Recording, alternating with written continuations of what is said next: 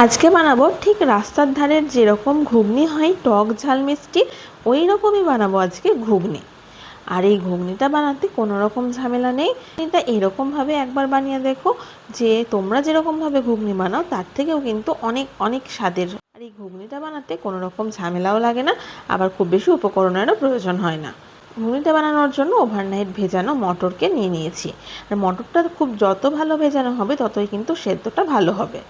এবার একটা প্রেসার কুকারের মধ্যে মটর, দুটো আলু আর অল্প একটু লবণ আর একটু কাঁচা সর্ষের তেল আর 2 থেকে 3টে কাঁচা লঙ্কা দিয়ে দিচ্ছি।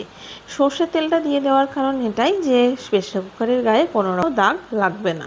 এরপরে এটাকে 2টো সিটি দিয়ে নামিয়ে রেখে দিচ্ছি।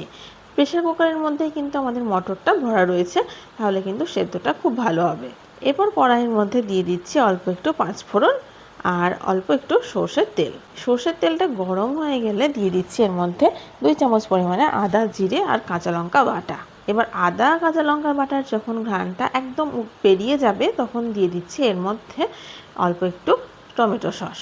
আমি যেহেতু মটরটা সেদ্ধ করার সময় অল্প একটু লবণ দিয়েছিলাম, তাই কিন্তু অল্প লবণ আর হলুদটাও দিয়ে দিচ্ছি। এবার এটাকে খুব ভালোভাবে কষিয়ে নেব।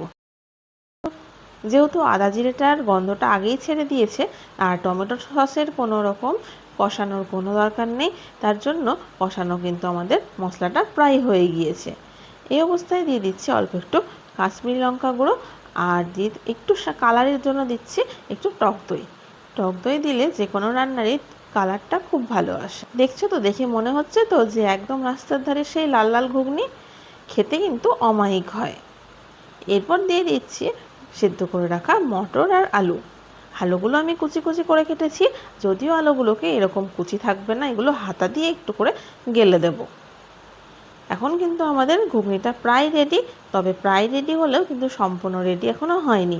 আমি আগেই বলেছিলাম সেই টক ঝাল মিষ্টি ঘুগনি।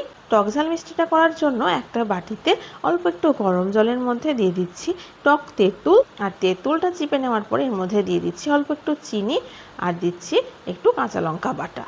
তোমাদের কাছে কাঁচা লঙ্কা বাটা না থাকলে তোমরা কিন্তু লাল লঙ্কা গুঁড়োও দিতে পারো। এরপর এই তেঁতুলের মিশ্রণটা দিয়ে দিলে আমাদের রেডি হয়ে গেল সেই রাস্তার ধারের মতো একদম ঘুগনি। আর এই ঘুগনিটা খেতে না দারুণ লাগে। তোমরা তাহলে একবার বানিয়ে দেখো, আর বানানোর পর জানিও কিন্তু কেমন হয়েছিল। আর আমার চ্যানেলে নতুন বন্ধু হয়ে থাকলে অবশ্যই অবশ্যই কিন্তু চ্যানেলটিকে সাবস্ক্রাইব করে দিও। আর যারা ফেসবুক থেকে দেখছো তারা কিন্তু অবশ্যই চ্যানেলটিকে ফলো করে পাশে থাকো।